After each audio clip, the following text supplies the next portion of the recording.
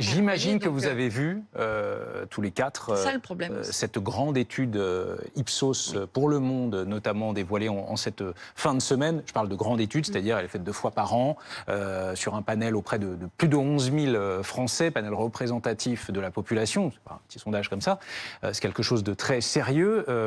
Les enseignements sont multiples et alors ils sont sans ambiguïté. C'est-à-dire que la défiance des Français vis-à-vis et du président et de certaines formations, en particulier la France Insoumise, et vis-à-vis de l'Assemblée, de la nouvelle Assemblée, tout cela est terrible.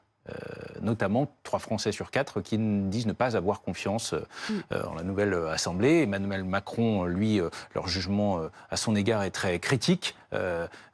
Notamment un Français sur 2 qui se dit plutôt favorable à la démission du président de la République. Dans le sondage là pour BFM TV cette semaine, un Français sur 2 dit ne pas être contre la destitution d'Emmanuel Macron, tout en précisant pour 3 Français sur 4 qu'ils ont conscience que ça n'aboutirait vraisemblablement pas. Mais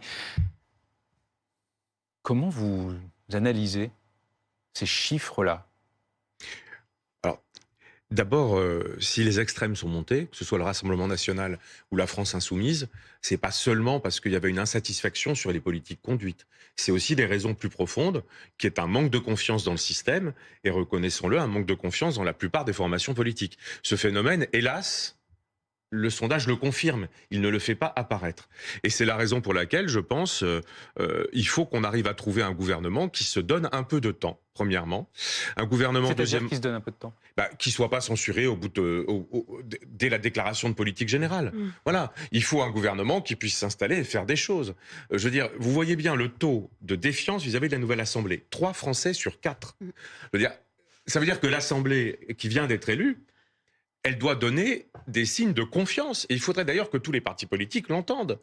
Et je pense que c'est la raison pour laquelle il faut que le gouvernement puisse être en mesure de rassembler des sensibilités différentes, largement, et de passer des accords avec des groupes différents qui, jusqu'à maintenant d'ailleurs, se sont souvent combattus pour essayer de faire en sorte qu'au moins sur les 2 grands sujets qui ont fait consensus chez les Français pendant la campagne, on ait des progrès qui soient concrètement faits. Les 2 grands sujets, on les connaît. Pouvoir d'achat, emploi, protection sociale d'un côté, sécurité, ordre républicain, laïcité de l'autre. Voilà.